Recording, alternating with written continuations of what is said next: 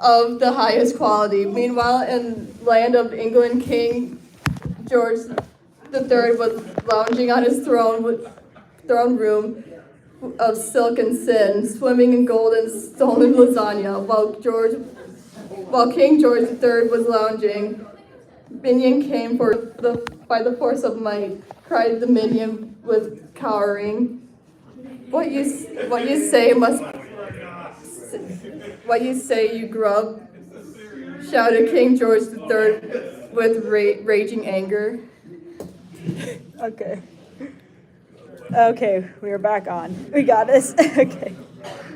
It is true. Colonial forces have Garfield on their side, said Minion with crying. If this is the case, then it is time to step up the crank to 11, said King George with a snarl. What do we do for battle plans? Asked the Minion with wondering. It is time for full-scale invasion with my lasagna-powered mechanical monstrosities. Power up my airship at once, ordered King George III with finger pointing to the sky. Yes, my master, responded Minion with obedience. Soon America will be my playground and its lasagna will be mine. Not even Garfield can stop me. Cackled King George III with sinister evil. Meanwhile, you maybe, oh, wait, hang on. There we are, that's good. Meanwhile, back in America, Garfield and Abigail Adams were enjoying intimacies. Abigail Adams was exhausted with pleasure. And Garfield could go on longer, but did not want to kill her with exhaustion.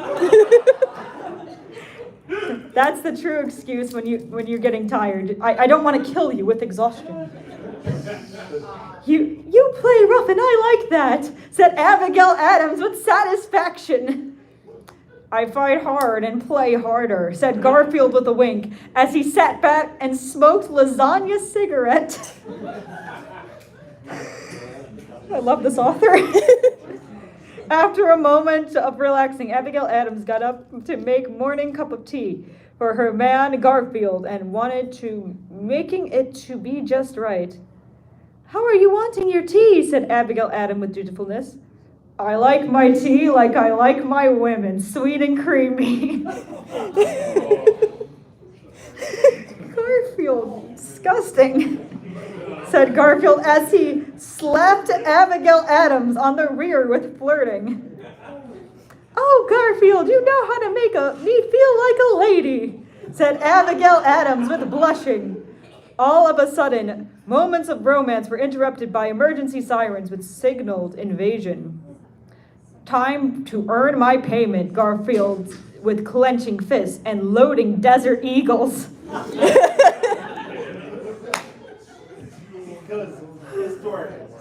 Yes, this is the true historically accurate version of the American Revolution, guys. Yep. Garfield, I know the destiny of fighting man is to fight, but please be careful. I will pray for your safety. Fuck, cried out Abigail Adams with sad acceptance. Garfield looked at Abigail Adams with chiseled face of stoic manliness and opened his mouth. Pray for my enemies, Garfield said with calm coolness as he walked off. Garfield traveled to White House, which was being attacked by giant mechanical redcoat with laser musket. Feed me meal of lasagna, demanded robot redcoat with mechanical voice. The only meal you will be served is Fist of Vengeance, served extra cold, Garfield roared as he plunged his manly fist into Robot Redcoat's giant mechanical heart. Looks like this meal has given you heartburn, quipped Garfield as he crushed the robot heart in his hand. Gah! Cried out the giant robot redcoat as it exploded into shrapnel and debris. Garfield stood on robot debris, celebrating victories of battle, but soon he heard noises. It was English airships surrounding him. Their cannons were aimed at Garfield with accuracy of pins. Then, with wicked entrance, King George III rode on flagship. Ha ha, Garfield, behold your chariot of death. It will be the last sight for you before you are dragged to hell, snarled King George III, with madness in his eyes. All hope had seemed lost. But all of a sudden, familiar voice was heard by all. Amako! It was John Arbuckle riding on a bald eagle carrying the Liberty Bell.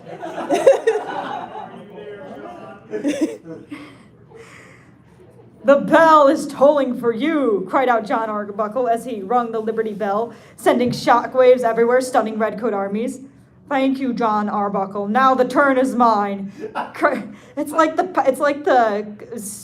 crystal twinkle bell start powering up Sailor Moon. Cried out Garfield as he launched his fist into the sky with speed of soaring hawk, causing hurricane tornado to form, sending redcoat battleships into destruction, leaving only King George III. My fist is a Category 6, said Garfield as he looked on at the destruction. Garfield turned to King George III, ready to make him pay for the sins of his crime. You are I am the King of England! Kneel before me!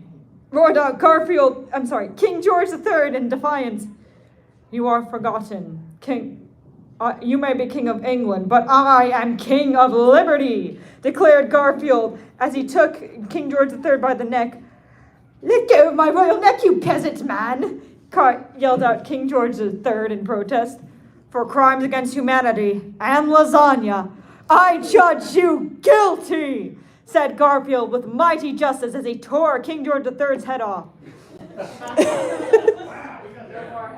I thought this is British, not French.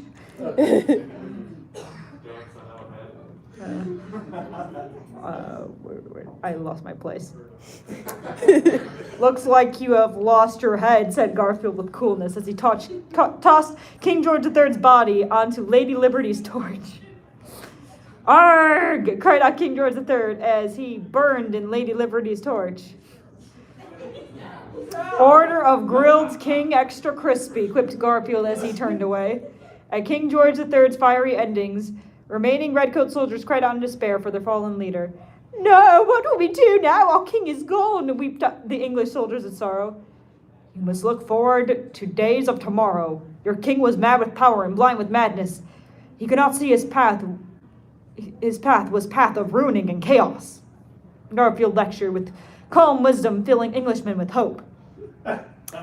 Thank you, Garfield. You have filled us with inspiration of a better tomorrow. We will rebuild a country of England in your honor, said the English soldiers with gratitude as they went home to England for rebuilding. In the distance, Garfield saw figures. It was George Washington, John Adams, and Benjamin Franklin coming for congratulations. Garfield, you have saved America. Thank you. John Adams, shaking Garfield's hand. Oh my gosh. I know I did the champagne bottle thing at the host club, but I swear I only had one glass. Garfield, you taught me the true meanings of manhood. Will you not say and rule this country as first president? George Washington asked with begging. I'm sorry, but desk jobs are for broken old man, not man in prime of virility. Garfield responded with declining. Very well, Garfield. At least enjoy Lincoln bedroom for personal enjoyment. He wasn't even born yet, said Benjamin Franklin as he tossed him the keys. Thank you. I think I know good uses for this. Garfield said with smirk as he put his arms around Martha Washington and Abigail Adams walking to Lincoln bedroom. George Washington, John Adams, and Benjamin Franklin gave Garfield a thumbs up as he went to Lincoln bedroom for lady pleasuring. When Garfield entered Lincoln bedroom, Abigail Adams and Martha Washington sat next to him on both sides, eager for sexual satisfaction. Garfield, you have flowered my womanhood. Now I need you to water me with loving. Said Martha Washington as she chewed on Garfield's ears. Isn't this bestiality? Yes, Garfield, you have filled my hearts with your love, and now it is ready to explode, said Abigail Adams as she brushed Garfield's hair with tenderness. No problem, my foxy first ladies. I may not be president, but I will be making you my secretaries of sexy.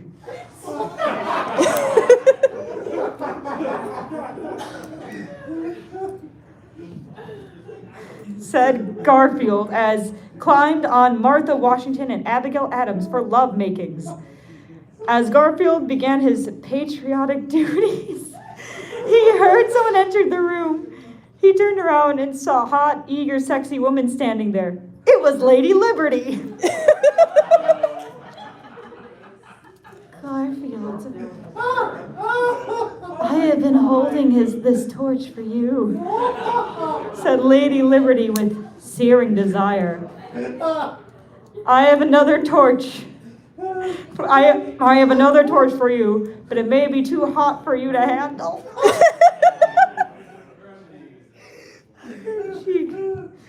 Said Garfield with seduction as he took Lady Liberty into his love nest for maximal lady pleasure. Let our loving be so hot it melts through the earth, said Lady Liberty as she ran her hands on Garfield's manly body. With those words, Garfield and his Liberty ladies made love of passion and sparked skies like fireworks as they rubbed their bodies like sand on water. Garfield delivered pleasure into their bodies like manly post office man delivering package of love explosion. Their love exploded like cannonball shots into night and went on for hours and days. The end, question mark?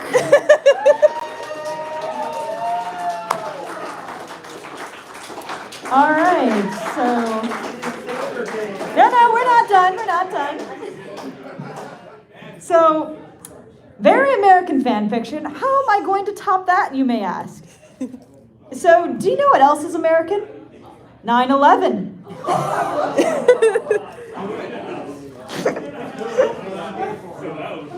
After searching through so many forums for many years, I have finally found it. I have finally found the Sonic the Hedgehog 9/11 fan fiction. This is You're Safe, spelled Y-O-U-R safe. Is this Shakespeare Hemingway? No, this is a different person. The summary being, for memory of 9/11, Amy is at the Twin Towers trapped. Sonic will answer the call, but is he too late? One-shot sonomy, of course. Rated T, just in case. Oh, so it's rated T. Okay, great. T for Twin Towers. Excellent. Okay. Sonic had just been scrolling around the channels on TV when he saw it. Twin Towers were coming down, and he only got a 10-second look before the phone rang. Less than a second, Sonic answered. Sonic is the name and speed is my game. How can I help you? He asked as he answered. He heard sobbing, but it was familiar. Mr. Says Sonic. It was Cream, the sweetest 6-year-old you would ever meet, in tears.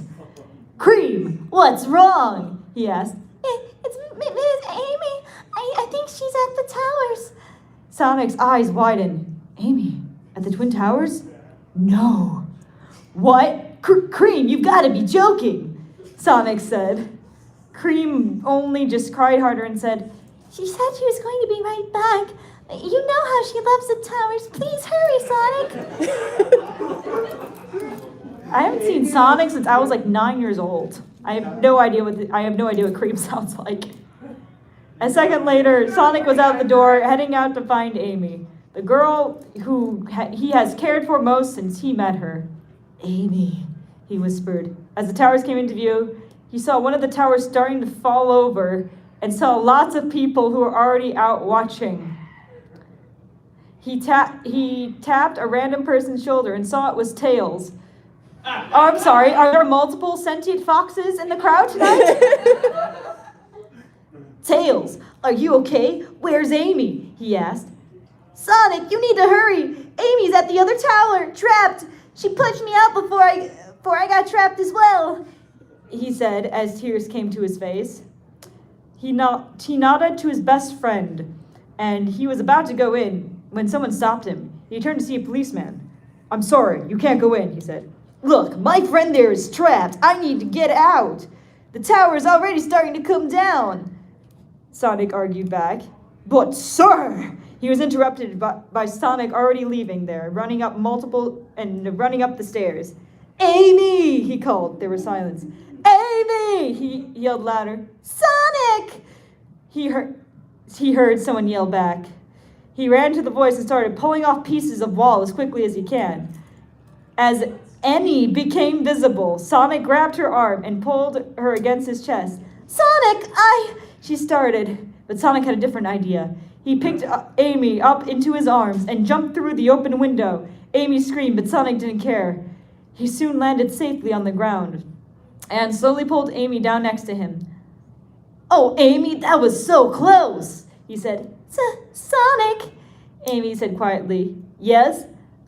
Are you really there, or am I dead? Amy asked with her eyes closed tightly. You're alive, trust me, you're safe, he said as he wrapped his arms around her. You're safe. And that's the end. Yeah. And no one ever died again. Nobody ever died again, because fuck all the other people in the tower. Yeah. Fuck all the other people. I want to save the rest. Oh, do we have a hand up? Something I do have to add to make it more, because also that one was kind of wholesome, but to make That one was wholesome.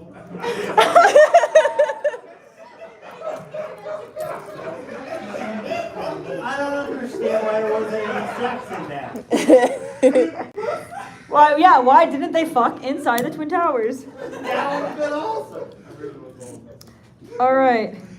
So Where was Garfield? He was busy with George. he was busy beating King George III. Yeah. Or Queen Helena Bonham Carter. I'm sorry. What was that? the thing I have to add is just a fact I recently found out about is that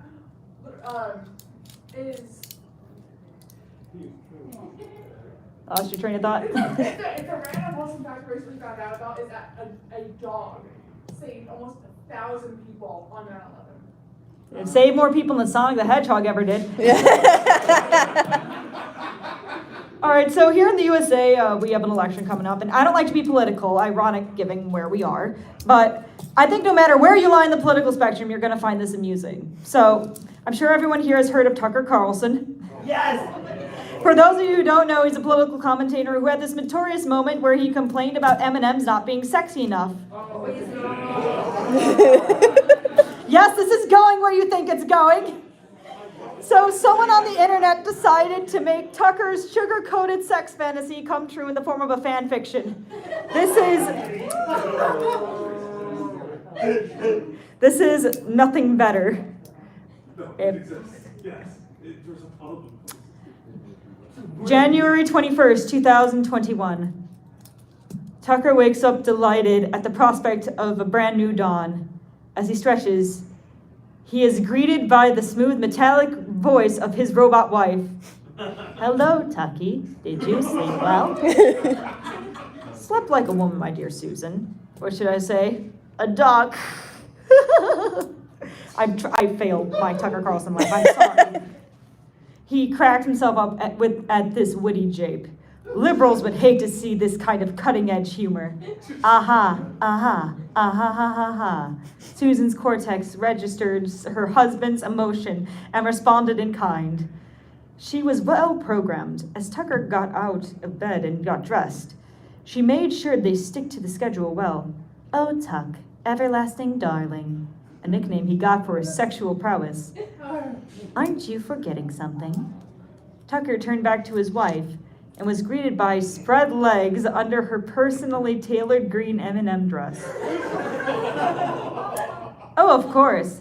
How could he forget his favorite part of the morning? Tucker got into position. With the touch of a button, M&Ms queefed from his wife into his gaping mouth.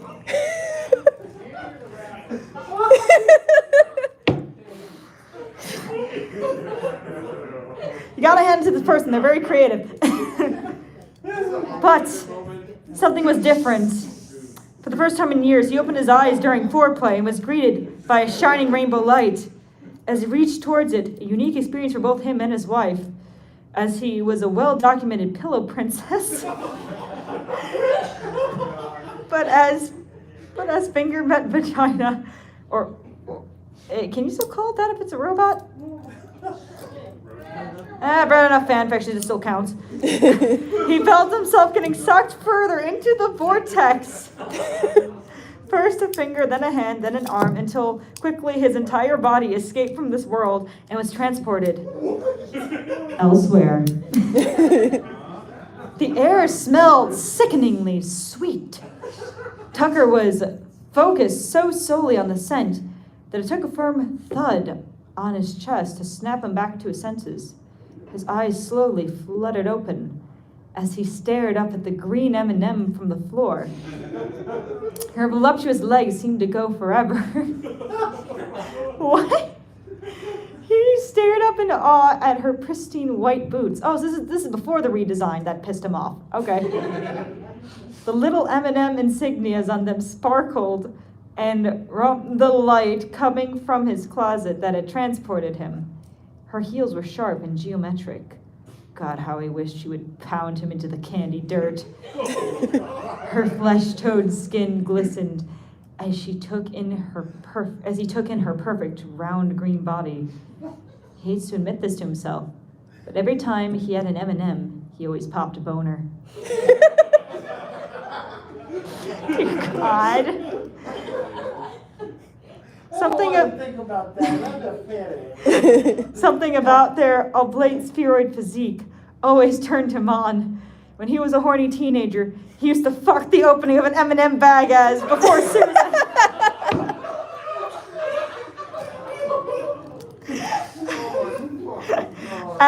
Susan, he was unable to get off. They had curves in all the right places, 365 degrees. Her arms branching off led to a beautiful white satin gloves. Her face was the most perfect part of her, as it was the only part of her body. Her luscious lips were stained an even more perfect shade of green, number 009A44. And he laid eyes on her eyebrows floating magically in the air. Oh, how perfect they were. At that moment, he knew this moment was magical. One eyebrow arched up at him in amusement. He knew that she had seen his M&M boner. Then she did the most perfect thing ever. She stepped on his dick. Oh, Tucker found himself lost for words since the first time since in middle school when he saw her on TV. He had to regain control. He attempted to right himself, but he was met with an even firmer press from the heel. Fuck. Where do you think you're going? Her hard candy lips puckered as she spoke. And he felt his boner twitch under his khaki shorts. She leaned her full body weight into his sternum as she descended to meet his gaze. Oh no, we're not done here. As she spoke, she dug her heel into Dick and slowly dragged it up his front, catching it under his shirt so his belly and chest were slowly and painfully revealed, leaving one long red streak. She ripped off her shirt, the same color as her skin.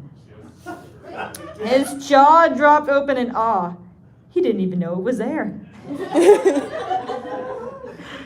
A light seemed to emit from behind her, not unlike transformation from Sailor Moon. As her tits bounced out. The liberals would never believe this. When he got home to tell them on Fox News. What? I am thirsty. Please read the next part. Oh, God. So then can you grab me some water, please? Thank you. This made you thirsty. Please.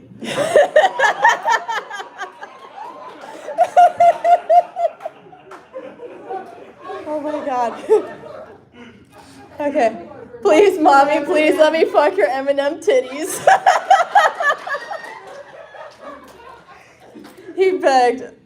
Oh, so round and perfect contrast with her body oblate spheroid body. He couldn't wait to stick his dick in them.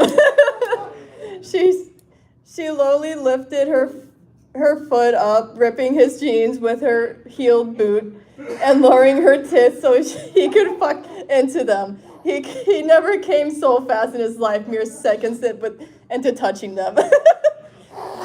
His body burned from the pounding, from the pounding, and he was still voracious.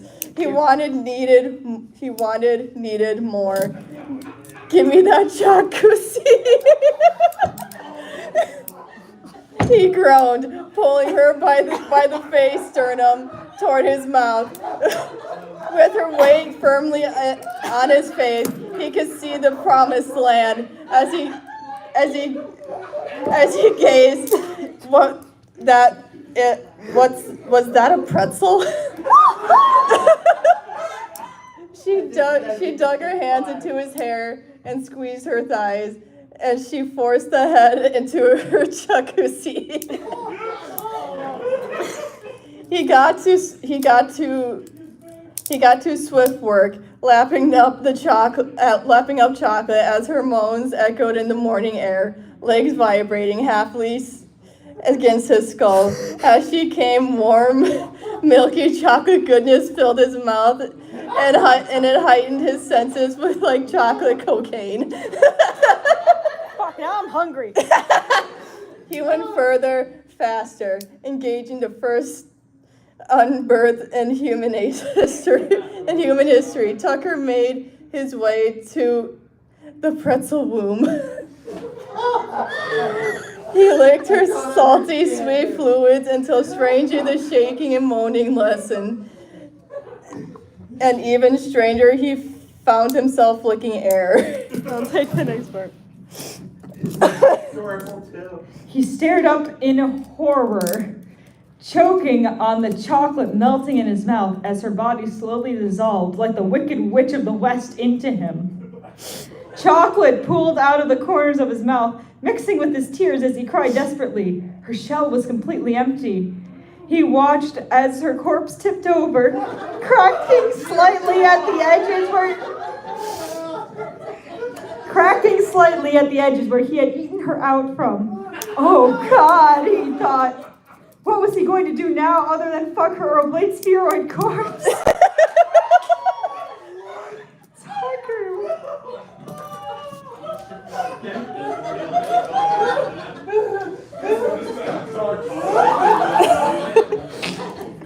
No one was left to step on his dick, he mourned to himself. He wondered if Susan would ever be able to digitally recreate this experience for him. He heard someone shout from the distance, "Oh, Greenie, where are you?" Shit. Oh, no! He should have thought this through, frantically searching for some escape. His eyes landed on the emptied husk of green M&M skin. It'd be a shame to let such a fine specimen go to waste. He grabbed the sugar coating and wriggled inside of it, going so far as removing his own clothes and putting on her gloves and boots. "Greenie," the voice called again. "I'm coming," Tucker responded. What? And little did the boys know how true that sentiment was, as his boner was pressed up against the green M&M's chocolate insides. As Tucker waddled towards Brown, he couldn't stop the waves of semen from spurting out. Some part of him wondered how long he could keep the charade up before drowning in his own semen inside of a corpse. That is disgusting. No, it's not. It's erotic. Keep reading. "Where have you been?" she called. And then his eyes laid upon the most beautiful oblate spheroid still alive that he had ever seen in his life for the second time that day. In place of boots were heels. His grin widened, showing off even more leg than the last M&M I see, he thought. She appeared more prim and proper. Her glasses fit her spheroid in a fascinating way. Oh, how he loved to lick the frames and fog the lenses until she could see nothing and feel everything. I missed you, love, she cooed, her hand unknowingly cradling the face, ? Of Green's corpse. I hope you're not too horny, she noted, glancing at Green's tits. I've only been gone for an hour.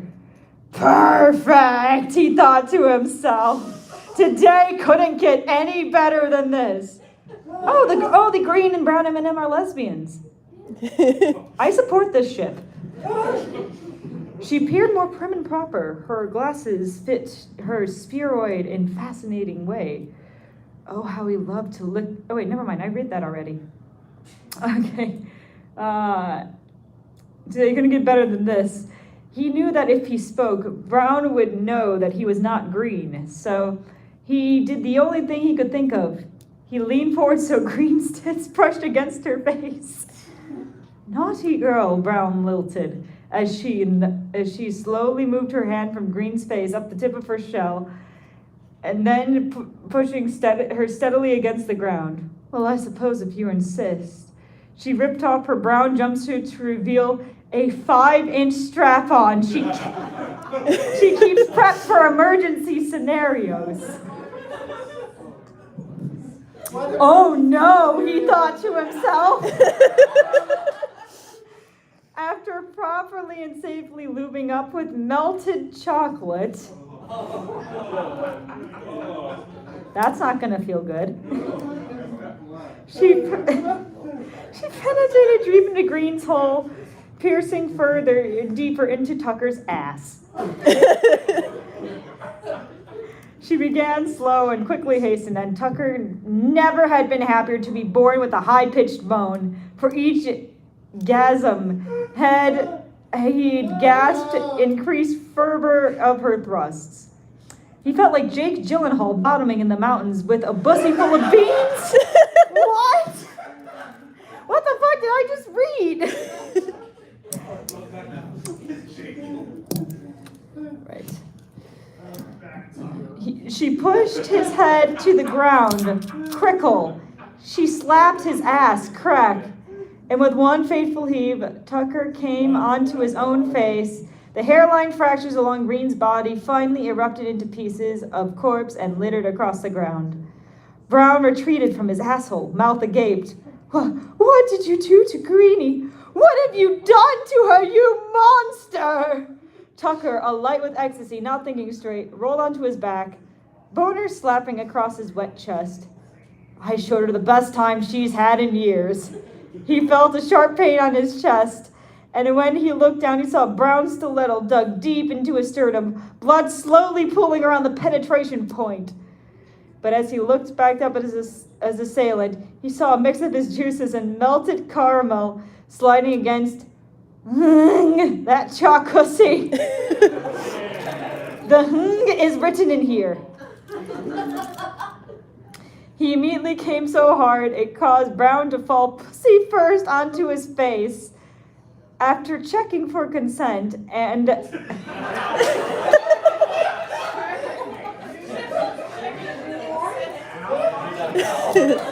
oh, so now you're checking for consent?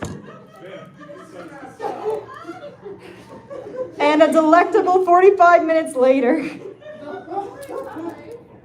Brown's orgasm count reached the double digits. With one last splooge of chocolate, there were no more witnesses to his perfect crime. The only thing left behind were large pools of COME that dripped out of their corpses. It would eventually evaporate, he convinced himself, because that's how science. Returning to his bedroom in a flash of light, he suddenly felt empty. A constant void in his chest. Desperately, day after day, he tried to recreate the events that led him to arrive in M&M World, but to no avail. He fucked into the packaging of each and every M&M's packet he could find, but to no success. And on that fateful day, January 21st, 2022, when he saw the replacement brown and green M&Ms, his blood boiled. Oh, so that's why they got replaced. They died. How could Mars Incorporated sully his most beloved memory of green and brown? He He looked into their eyes and knew it was no longer his beloved green and brown. Their taste would never include shoes without heels? It was like they were completely different people. Oh no, he thought. They must have fixed the shells of green and brown and replaced their insides with different M&Ms. If they were going to continue piloting the voluptuous corpses left in the other world, the least they could do is retain the rest of their sexy features. How could they deprive every other growing boy from the experience of jerking off to oblate spheroid anthropomorphic M&Ms? With their lack of heels and non-flesh covered skin, there was no possible way that anyone could jerk off to them any longer. He drafted letter after letter to the company. All of them? Ignored. Finally, he could stand by no longer. He set aside a segment on Fox News. That's the end.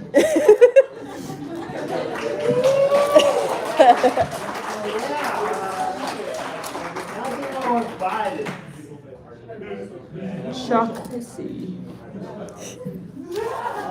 Hold on. Right here. Hi, meeting. Hi at meeting? Yeah. Oh, are we already connected? Yeah. Are we already connected? I don't know. So. Hold on. I'm testing to see if I'm connected. All right, so continue with the theme of USA. So in the USA, one thing that's pretty unique is we have a lot of billionaires.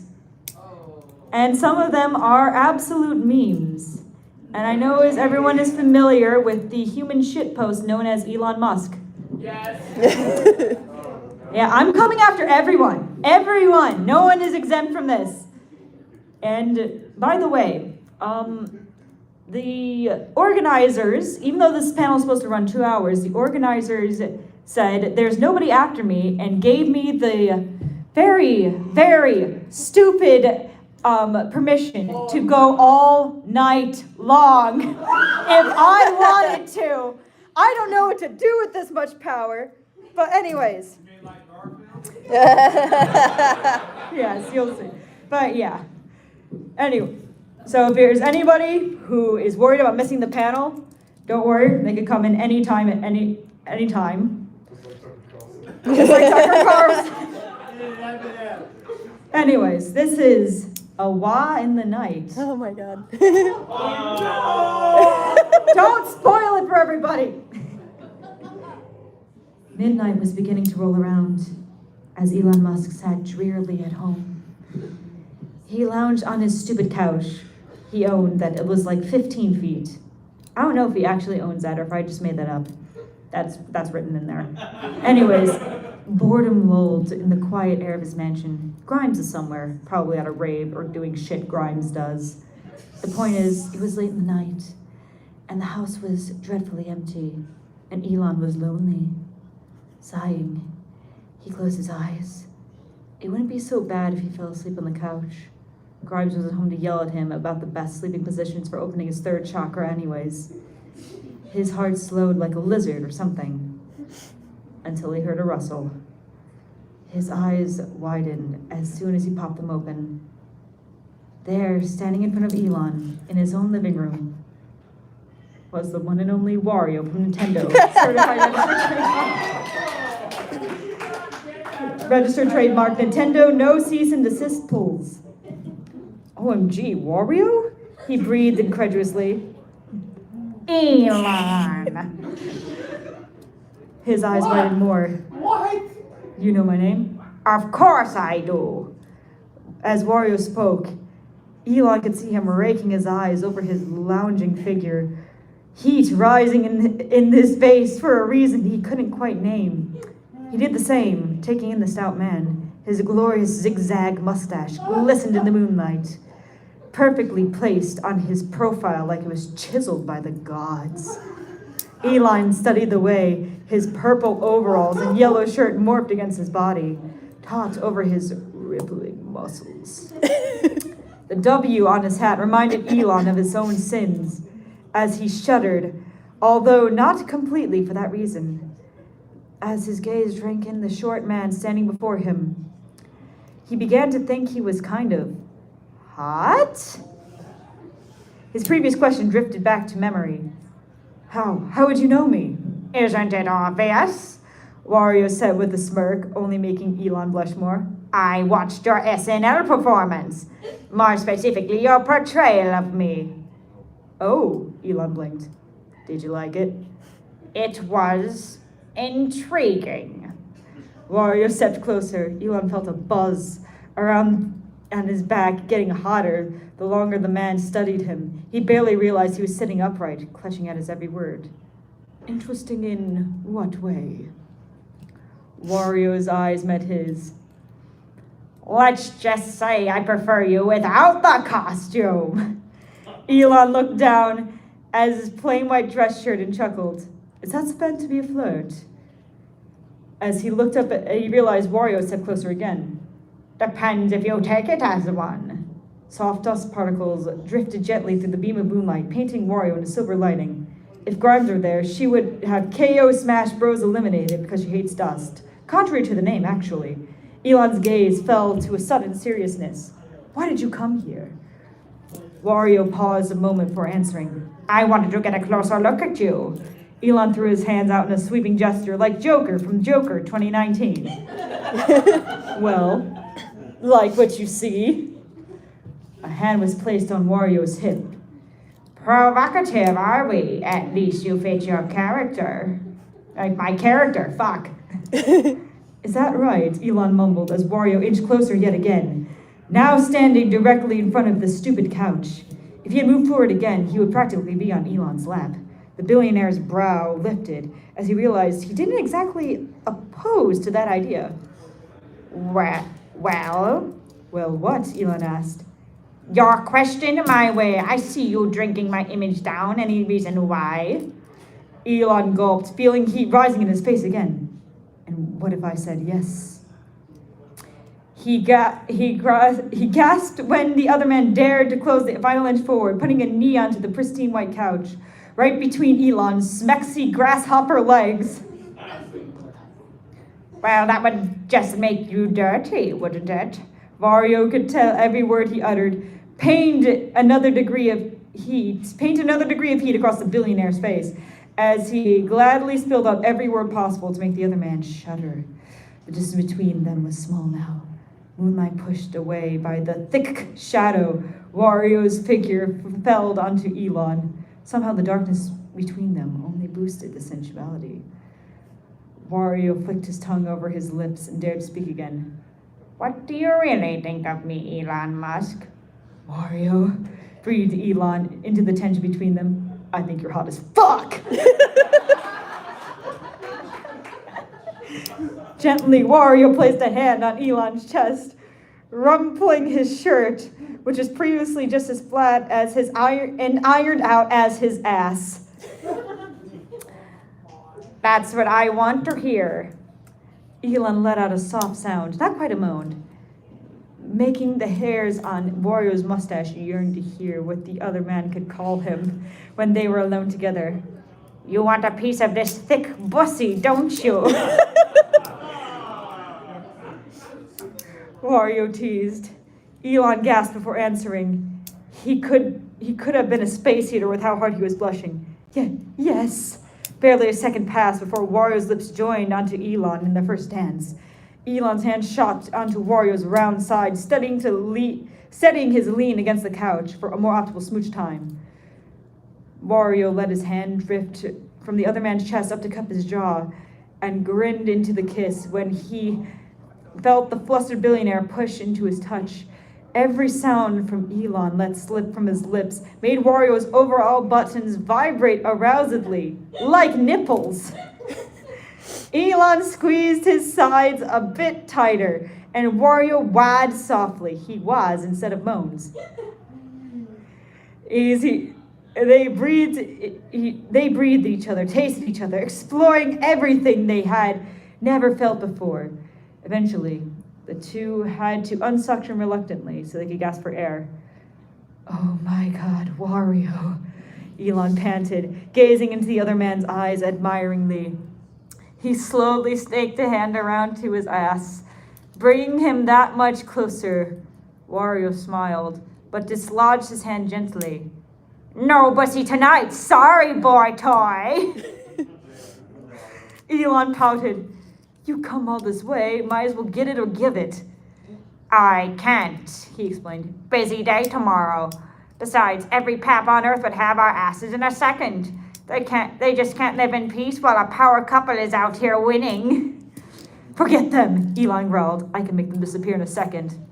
I love a domineering man, mumbled the shorter man as he pressed a kiss into Elon's jaw. What do you have planned tomorrow anyway? Wario smiled somberly. I have to go golfing. He responded softly. With Mario? With Mario. A crease formed on Elon's brow. Fuck Mario! Wario laughed quietly. Don't be bitter that it has to end now. Be happy that it happened. But I want you, Elon whispered against the other man's fantastic mustache. Good night, Elon. But Wario... Wario pressed a thick sausage-like finger to Elon's lips. Shh, don't speak. Elon frowned, mumbling through the man's meaty hand extension. Wait, I can ask Peach Grimes about starting a throuple. She would definitely, 100% say yes. Wario shook his head. No, let her be your lover on Truthful Mornings. As for me, I will be your lover when the sinful shadow creeps in. Elon stared wistfully at his wise and sexy words. She is my dawn, and you are my dusk, just like twilight. Exactly. Hashtag Alice Cullen Gang for life. With that, Wario began to slip away, fading gracefully, almost as if he were wearing Heelys. Elon matched a mix of sadness and awe. Will I see you again? He asked, barely a whisper despite the distance. Wario's deep brown orbs gazed back at him dreamily. He parted his lips to speak. Only poetry fell through. Wah. And with that, he was gone. Can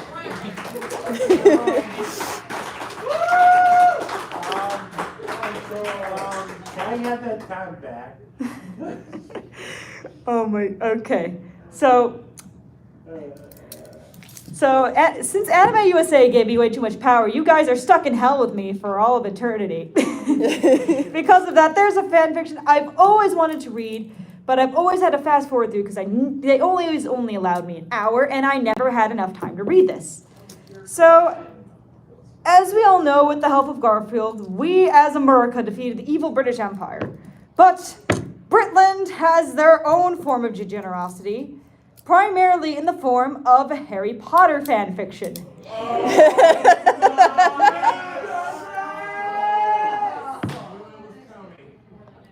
Now, this is where I'm going to require some audience participation.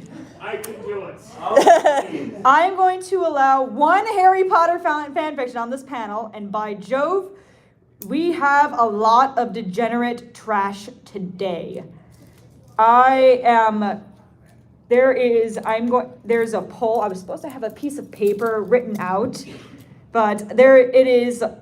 Poll. It's a POAL.me, and with the code, it's DEW1C as DEW as Mountain Dew, the number 1, and then the letter C as in cat. Wait, do we have a pen? Yes, it is. http://POAL.me/DEW, like Mountain Dew. Okay, wait, if we have a pen. Shit, we don't have a pen, do we? Hold on one second. I got this. I can do this. Hold up. I got this. I will do this. Okay, 100. Oh no, not 1,000. There we are. Whoop.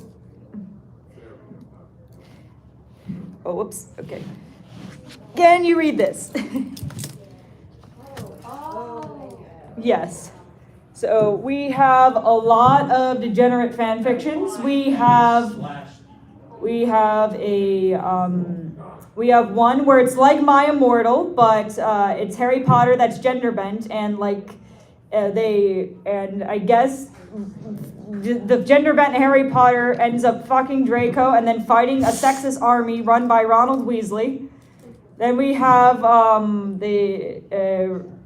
then we have one where shoot, what else was on the list? Oh yeah, one where Ron fucks Hedwig. Yes, the owl. Please don't make me read that one. Please read that. Please no. Yes. Then we Yes. have shoot, what else was on the poll? Why can't I remember it? we have the one that's actually kind of racist, but is supposedly about fighting racism at Hogwarts. Then we have the one rewritten by a Christian evangelical mother. And then we have I think we have one where a really, really bad sex scene between Lupus and Sirius.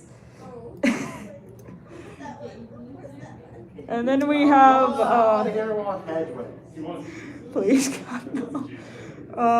We have That is relative to my interest. and the thing is the race. Oh yeah, and then we have Harry Potter gay demon. It says exactly what it is on the tin. And the funny thing about the one that's racist is that it has 43 fucking chapters, a spring break spectacular, and a Thanksgiving special. What? I know. Yes, you can change your vote. Anyways, while you guys decide on that, I'm going to go.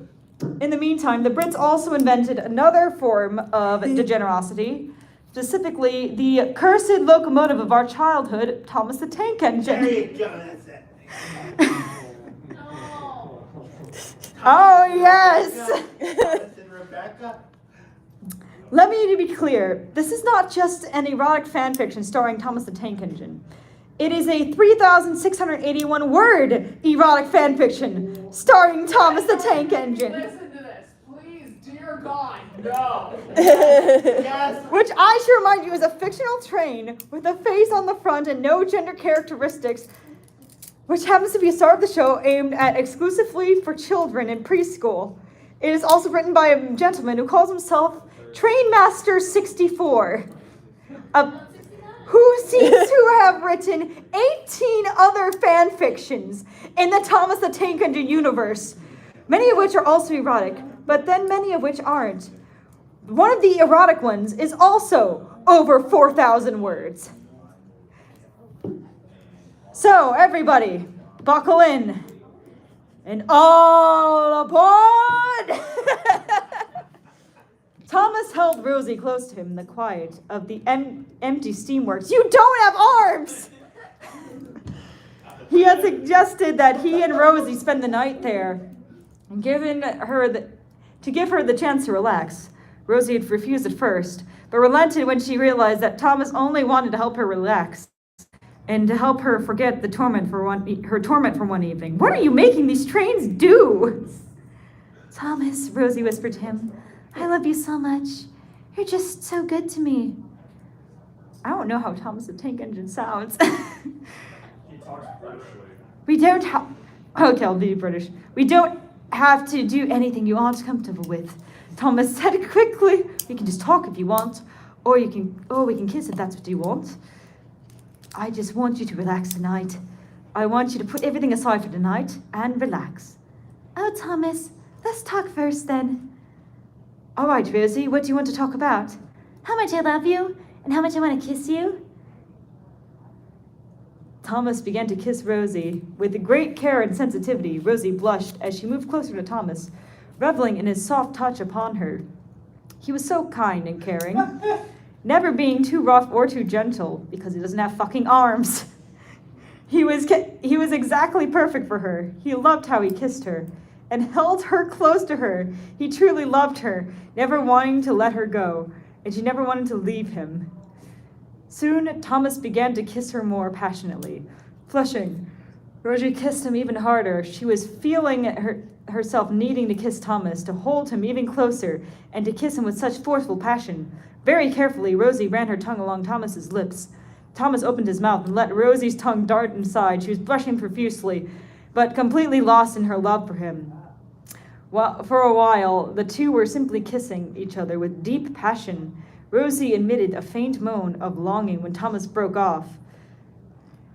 This was amplified when Thomas kissed her cheeks and and brow very sweetly and delicately. He was making her feel nothing but pure love and adoration for him, which is exactly how he felt about her. Thomas was only interested in making sure that his love was content and enjoying the evening. Rosie's eyes fluttered open. Dimly, she noticed that Thomas was moving backwards towards the lift. She knew what Thomas was about to do, and she decided she wanted something else from him instead. Thomas, stop, please.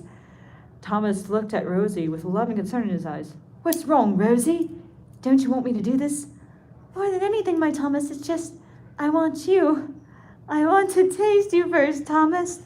Let me please you first. Oh, fuck, damn it.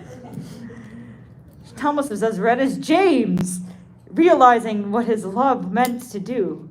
Oh, Rosie, I wanted to do this for you.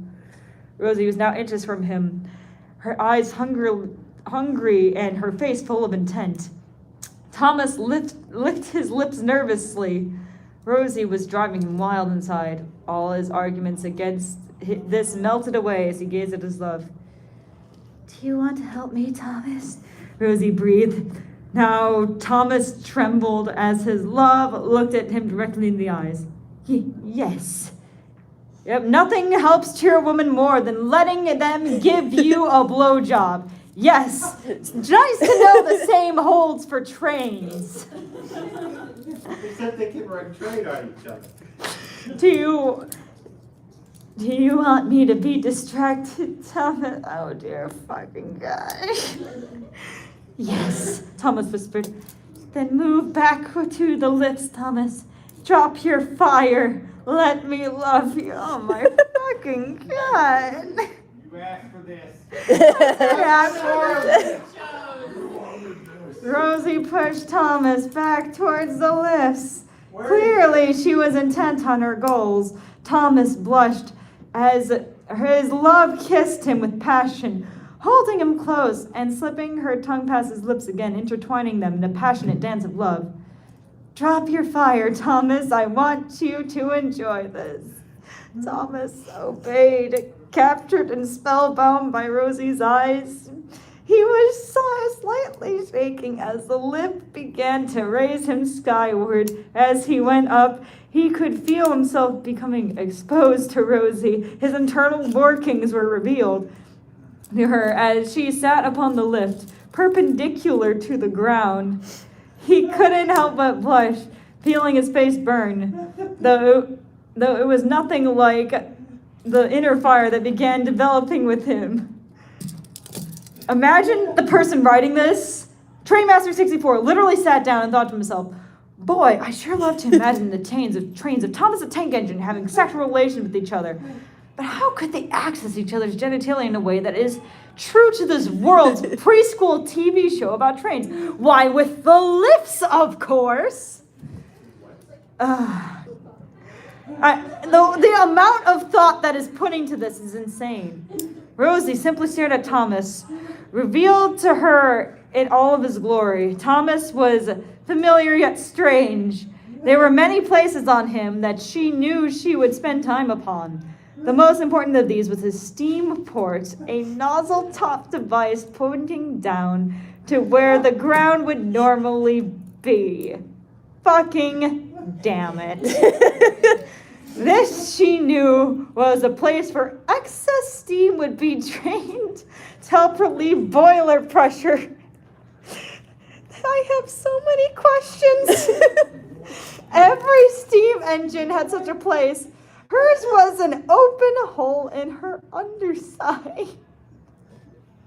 I want to cry. In that instant, Rosie knew what she had to do. Delicately, she touched Thomas's port with her tongue, flicking it once. Thomas groaned, trembling, though he had... This shouldn't feel so dirty. These are fucking trains, but I feel so terrible. No, they're trains fucking. They're trains. They are trains. So he had been trembling from the beginning. Where do you think the term caboose came Joke of the night. Except for the T standing. That and T for Twin Towers. Those are the best jokes you guys made all night. Thomas, you're so beautiful, Rosie whispered to him. Are you scared, my Thomas? You're shaking. Oh, I can't help it. Thomas shuddered. You're just so amazing, Rosie. Have you ever done this before? Never. Then I need your help. Oh God.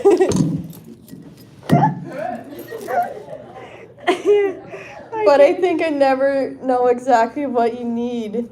Do you want me to do this? Rosie gently stroked Thomas's port with her tongue, making him moan and shake harder. Rosie, don't stop. Rosie gently licked Thomas's port as if it were an ice cream, making Thomas quake.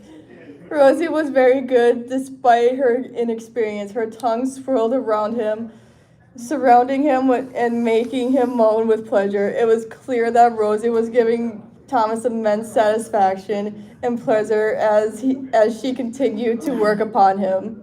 Then Rosie stopped for a moment. Thomas was about to ask her why she had stopped when suddenly he felt something cool and wet drizzling from onto his port.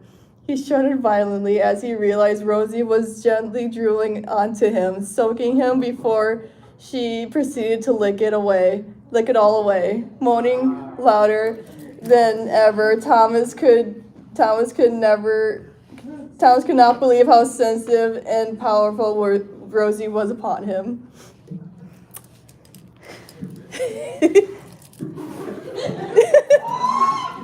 Well, this is the best you can do. She's a train. She has no arms or hands. That must be one talented lift. Yeah. Oh, Thomas, he murmured. How turned on are you? How do you feel? Because I'm so wet right now. You're a fucking train! Oh, Rosie, don't stop, please. You're just too good. What do you think, Thomas, when you're turned on? Do you think of me sucking you off? Do you imagine me tasting you? Do you think of me covered in... Oh, my gosh. This pink train is filthy. Rosie's voice was thick with seductive tones. I'm convinced that this author fucks trains. She knew that she would do for Thomas what this was doing for herself as well. Thomas's mind was flooded with impossible images of Rosie underneath him. Her lips sealed upon his port, sucking deeply, and her eyes big and sparkly with love and lust. Suddenly, Thomas moaned in absolute pleasure. Rosie was making his dream come true. Rosie had gently fuck! I'm not Busta Rhymes. Rosie had gently wrapped her lips around Thomas's part, delicately applying pressure to him as she caressed him with her tongue. She could taste Thomas on her tongue, absolutely loving the way he tasted to her. As Thomas shook and writhed, she kept him licking from inside her mouth. Soon she began tasting something different. Something very different.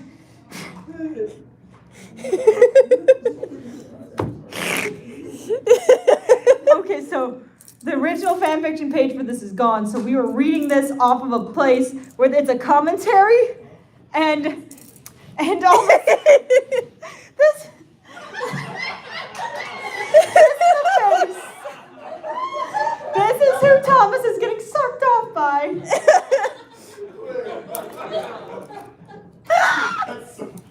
For this, we just turned on and we just saw this face. Right on track. Listen, the friend who made me listen to this is also the one who first forced me to watch. If I saw that thing coming from my dick, I'd start screaming and I'd never stop. Thomas was seeing stars from the pure pleasure Rosie was giving him. Rosie, I'm going to, Then suddenly Thomas felt something rising through him, and too fast for him to control. Rosie! Woo!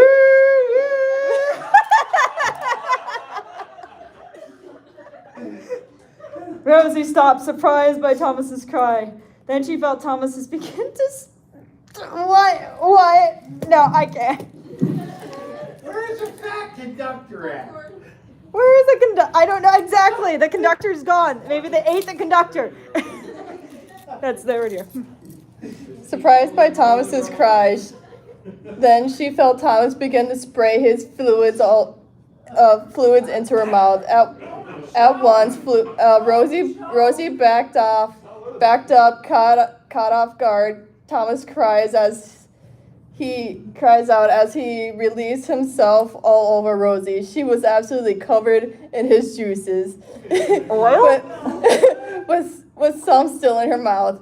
Thomas was helpless to do anything more than just shake feverishly, wailing as he released himself. Dripping with Thomas's juices, Rosie felt very different. This was a completely new thing. It made Rosie feel a burning desire deep within her. Never would she have imagined that she would be here, covered in her love's fluids and wanting more. She loved this feeling in a deep way. She loved Thomas more deeply than she could ever possibly describe, and she was sure he loved her just as much. He could never love her more than she loved him. Somebody commented it's diesel fuel. Somebody said it was train milk. Where do you want to go? They don't have diesel. At that point, Rosie knew she had to deal with the fluids in her mouth tentatively. She swallowed them down. Spitters are quitters. At once, she felt a very strange feeling coming over her. She began to feel weak-wheeled as she realized she had swallowed Thomas's juices. Even more intense, she was feeling that she liked it. She liked having it in her mouth and wanted to have him again. Rosie said tentatively, I want more, Thomas. I want to taste you again. I need more. Somebody commented, sorry, baby. Once I pull into the station, it's at least 30 minutes before departure. Thomas trembled as he felt Rosie's warm breath upon his port. Okay, oh yeah, so it's a port, so I guess it never goes soft.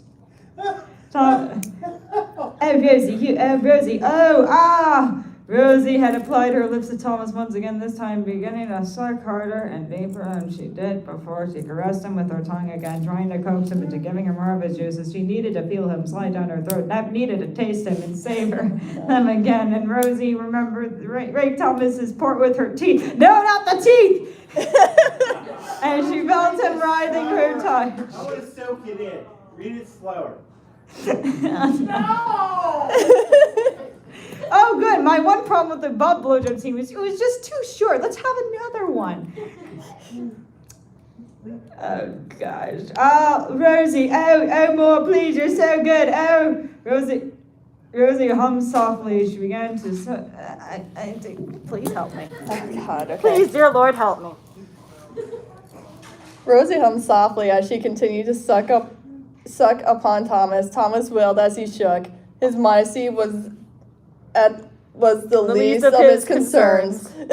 Rosie was making him feel so incredible. The image of Rosie in his mind, coupled with the intense sensations she was making him feel, was threatening to overpower him. Rosie, I'm going to you. I know, Rosie murmured to him as she licked him. I want to taste you, Thomas. I want you to give me everything. You have my love. Then Rosie moved as close to him as she could, taking as much of him as she could. Nearly gagging, Rosie swirled her tongue all over his port, tasting him and sucking him deeply. Trains deep throating one another. With one cry of pleasure, Thomas released himself into Rosie's mouth. Rosie began to swallow as much of Thomas's fluids as she could, swallowing a perfect rhythm to his release. The taste was unlike anything Rosie had ever had ever experienced before. It was unique and special, just like her, Thomas. She loved it. I guess you could say Thomas was coming like a freight train. Determinedly, Rosie kept swallowing, ignoring the dizziness that came with the knowledge that Thomas's fluids were flying down her throat, moving through her. Rosie gulped down every drop that Thomas gave her, of train milk. And then proceeded to use her tongue to clean any remaining traces left over. She had been aware of her love's reactions. Rosie would have noticed Thomas buckling and writhing upon the lift as Rosie cleaned him with her very sensitive tongue. Oh my fucking gosh, I'm just remembering that face. The face of that fucking train. Finally, Rosie backed away, letting Thomas come down off his high. Thomas was still trembling, even after he hit the ground, breathing heavily, moaning softly. He looked so cute in Rosie's mind. Then she remembered how she'd swallowed every last drop of his diesel fuel. It feels weird saying juices. It's weird. I'm going to say and reconsidered. Thomas was more than cute. He was her love, and he had turned her on. Thomas, on the other hand, simply thought Rosie was hot. There was nothing else for it. She was absolutely incredible. Their love for each other was absolute. Rosie was perfect. She was also gazing at him with such burning lust, longing in her eyes, and it made Thomas weak-wheeled. As if you wouldn't be already. Thomas, Rosie breathed, moving ever closer to him as he spoke. Do you know how you tasted? No. Would you like to? Thomas kissed Rosie deeply and passionately. Oh my fuck! His tongue moving inside her mouth to meet hers. Thomas got the taste of. He recognized his own. You recognized it. Upon Rosie's mouth as he kissed her and tasted himself inside of her, he knew Rosie had truly swallowed every last drop he had given her. Well, maybe not every last drop, if you can still taste it. Come on, Rosie, finish the job. And she had loved it. No one loves that. And the thought nearly made Thomas wish he were back on the lift, letting Rosie have even more of his truths, and he knew he would release upon her slightest touch, as turned out it was he. And the Snowball Express delivered its load on time that day. Rosie was past pink, having the dark shade of crimson. She was terribly aroused and now in need of release. Yeah, Thomas, do your fucking job. She was in need of Thomas's touch upon her to make her evening truly complete. Oh fuck, we have a while. We gotta fight each other now. And she wanted Thomas to make her come to him. Okay, thank God. And to release everything from her life except from that one powerful moment. As Thomas carefully moved them backwards, never breaking their kiss, Rosie knew she would get her wish. Drop your fire. Hold on tight. Not yet, Thomas, kiss me. Thomas and Rosie simply kissed each other deeply, intense in their passion for one another, not willing to let the other go. Their tongues swirled inside each other's mouths as they kissed each other. I'm just picturing the trains. Passionately giving themselves to each other, Thomas kept kissing Rosie until she was sure she was ready to stop. The two broke away, gazing into each other's eyes with pure love and trust. Trust, not lust, trust. Rosie was blushing deeply, looking at Thomas with burning desire. She needed him now. Thomas, I know my love, just hold on tight. Rosie felt herself rising up on the lift. She felt herself becoming more exposed to Thomas and somehow felt his eyes looking her all over. Rosie blushed deeper, if it was even possible. She somehow liked the fact that Thomas was seeing her revealed him like this, trembling from anticipation. Rosie felt herself getting wetter and wetter. I think that you need a mechanic, if that's the case. She knew what Thomas was to do with her, and she wanted nothing more than for him to do it. Thomas gently licked Rosie's underside, moving slowly down and kissing her as she went. Rosie moaned, trembling, as Thomas carefully along her underside, giving her special care and attention in her many places as he could. There was no doubt that Thomas was making Rosie feel so very good inside. I can't read this next part. Yes, we know he's the little engine that could. Wait, where are we?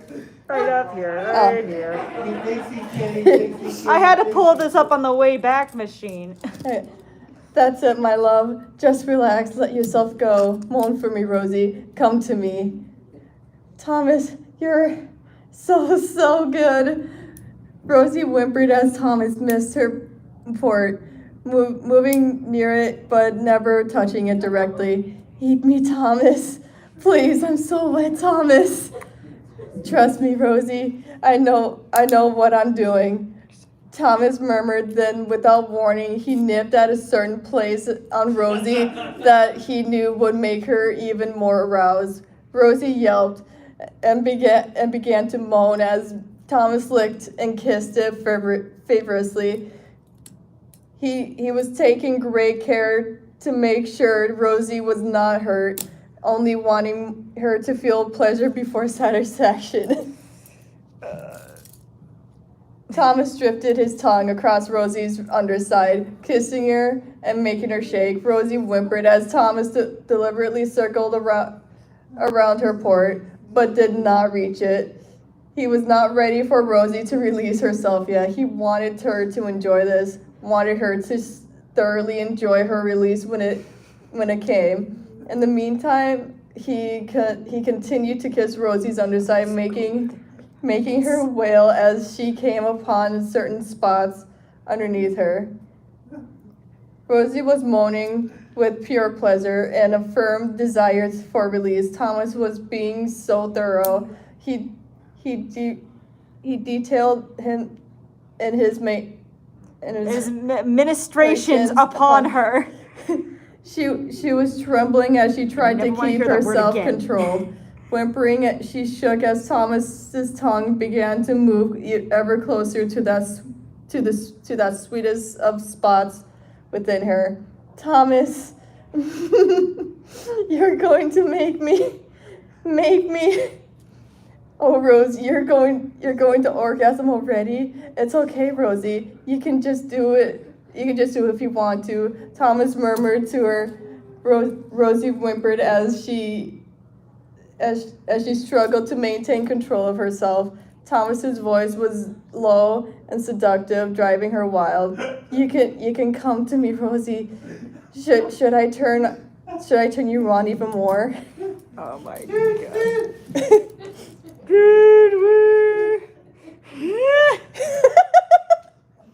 Oh my god. Okay, we're almost done. Thank fuck. No, more. Thomas, Rosie gasped, trembling. Please, I really need to. Oh, do it, Rosie. Let yourself go. Let me get covered in you. Let me taste you. Let me soak you with your juices, Rosie. I really want to make you orgasm so hard you scream. Thomas, please eat me. It's too much. Please, Thomas had begun to gently lick Rosie's opening fart for me, and tasting the liquids leaking from her port. I think you need to call a mechanic for that, Rosie. Rosie wailed as Thomas carefully moved his tongue inside, savoring her. He dipped his tongue inside her again and again, lapping at the fluids in great care and and sensitivity. Rosie, you taste so good. Won't you come to me, Rosie? Let me take you some more. Thomas, okay. I want you to see what I see. You need to see what came onto my screen. Look at this shit. Look at this shit. Okay, but I can't. Is there anything on his face? I don't know. This came onto my screen, and I feel like I cannot read the rest of this. We need a fat conductor, or it's not complete. Suddenly, Rosie began to lose control of the images of Thomas, thoroughly covered in her. And combined with the intense feeling of inner heat and passion overpowered her at last. Thomas, As Thomas promised, Rosie screamed and released herself. Tommy began to suck directly upon her opening, drinking. You read the rest of this. I can't do this. I can't with the words of fluids and juices over and over and over again. Thomas began to suck directly upon her opening, drinking her fluids deeply and reaching deep into her core to lap up her juices. He could taste her upon his tongue as he lapped up all of her fluids. Reveling in the way Rosie was bucking and withering, struggling to release more of the tension that he had built up inside of her. She's a train. How does she Rosie- buck and wither? Rosie was in a state of ecstatic pleasure. She felt herself releasing her orgasm, felt Thomas drinking it up, and scream as she came even harder. Thomas was just too much. He had built Rosie up with his teasing on purpose, purely so that her climax would be big and powerful. At that moment, though Rosie could not care, all she knew was that her orgasm was tearing through her with extreme force and making her oblivious to all else. Looks like Thomas is making a stop in Tuna Town today. However, Thomas was not finished yet. He groaned into Rosie as he continued to lick her port, making Rosie scream as she came again. Rosie bucked and shook, trying to desperately let herself go completely. She just felt too good inside. Thomas kept eating Rosie out, smirking as he felt Rosie orgasm again and again. Come on, Rosie, you can take it. You can come to me. Let it out. Soak me. Oh, Thomas, I'm going to. Oh.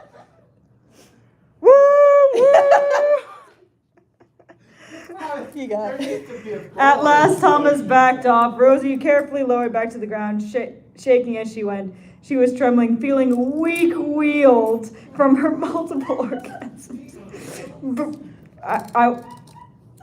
I never want to hear the words weak-wheeled again.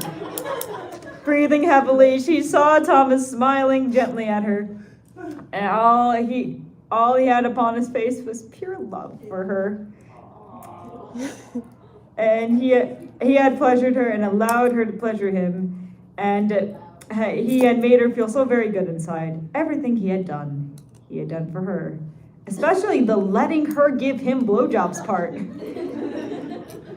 Rosie began to tear up, to Thomas's surprise. Thomas, thank you, she whispered softly, kissing him sweetly. Thank you for doing this for me. I needed this, I needed you. I love you, Rosie. I'll always be there for you. You know that. Smiling through her tears, Rosie kissed Thomas gently on his mouth, slipping her tongue inside of his, joining them immeasurably. Thomas felt her tears on his face as she kissed him, blushing as she kept giving herself to him completely. Rosie needed to feel her love holding her, and needed to keep him as close to her as possible, to rid herself of memories that consumed her. It didn't work, Thomas. I still remember them, she whispered to her love, upset. Wait, does Rosie have PTSD from something? You always remember them, my love. Never forget them. Just remember the good times instead of the bad. Oh, Thomas, the memories, my brothers, gone. The memories hurt so much. Rosie shivered slightly as she remembered, tears silently falling down her face. I miss them all so much. Okay, so this dude wrote a 3,600 word fan fiction about two trains having oral sex, and now it's going to be a tragedy fanfic. Hurt and comfort. That's the genre. They'd be so proud of you, Thomas said quietly. They'd be so proud to know how well you've done. They'd be so proud to know that you're so strong and brave, and that you You're so, you're still being so strong for them. They love you as much as I do. Yes, so proud of you. Giving one a hell of a blowjob. Rosie shook and she wept, words failing her as she cried into Thomas's embrace. She knew she was strong and brave. With one arm. Yeah, exactly, with one fucking arm. Okay, they have comfort. Drawing the line. That's what I don't think. They haven't mentioned coupling yet. Yeah. And she loved that, and Thomas was always there for her to hold and support her. And she cried. Thomas whispered words of comfort to her, never letting her go, and always being there for her. Holding her with no fucking arms, he kissed her brow and kept her close to him until she had fallen asleep. Finally, it's the fucking end. Oh my god. That fan fiction killed my fucking soul. All right. Hang on. We should probably take a look at where the Harry Potter fan fiction poll ended up. Okay, so we are at Hyatt meeting. Yep. Or is it meeting Wi-Fi? Hyatt meeting. Because this does not seem to be opening. 1 second. Let me try this. All right. See, what fan fiction have you degenerates picked? Wait, hang on. Could somebody open the poll and show me? I'm scared. Tie of the first two. Harry Potter gay demon it is! Oh wait, are you connected to the Wi-Fi on yours? Not yet, no. Okay, can you try, can you pull it, did you try pulling that off, pulling that up and, pulling up, maybe possibly pulling up Harry Potter gay demon? If I have enough battery left. Oh, I mean, yeah, we have battery packs right over there. Oh, wait. Hold. Oh, wait, it's not plugged in. In the meantime, we can. There's another one. There's a very. So we have a couple of other ones. We have the one that's just known as. I wrote it down as 30 H's. And then there's the Pody Pody Laundry Club, Monica X Tide Pod Chan fanfic. And then there's a Jurassic Park fanfiction where a guy fucks a velociraptor. Have any Avatar The Last Airbender ones? Not on me, unfortunately. See, I told you someone would say Genshin. Okay, I'll do the Doki Doki one since it's really short. Monica was at her house thinking about Protag Kun Daddy. She was horny and looking for some Doki Doki action. A shout from downstairs shatters her daydream about Protag Kun Daddy. Get the fuck downstairs, money bitch, and wash the laundry, said Father 1. Use the Tide Pod, sweetie, said Father 2. You're a thought, said Father 3. Okay, said Monica.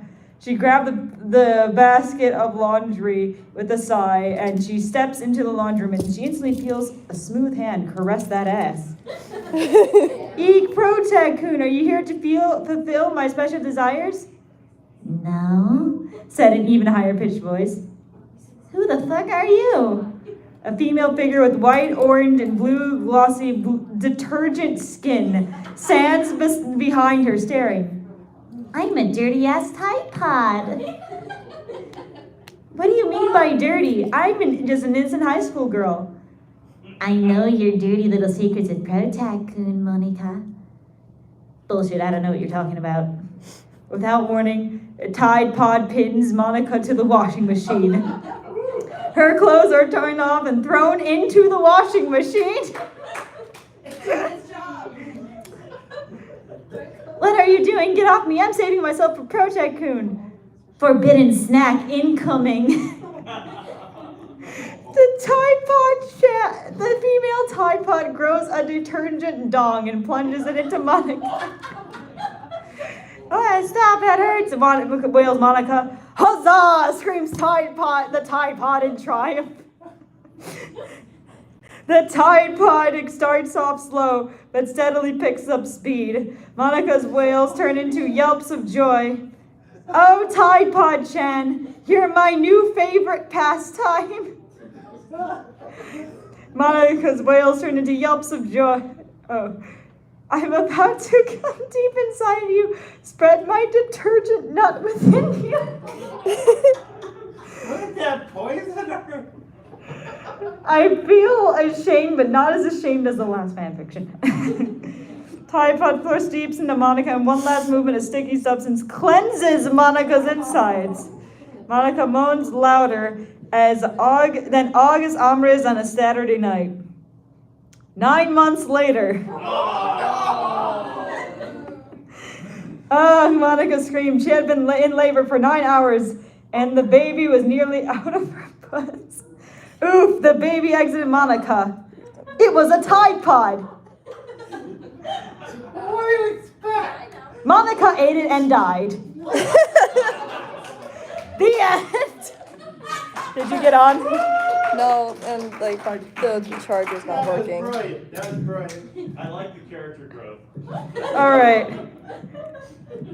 So Not as good as the last story.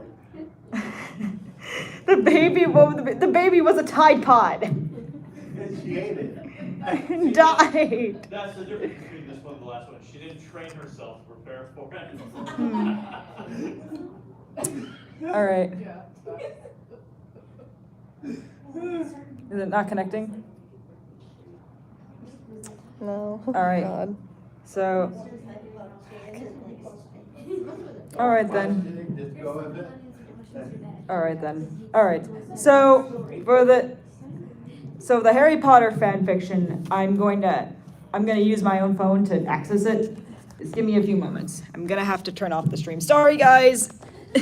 You should have been here if you want to see Harry Potter gay demon.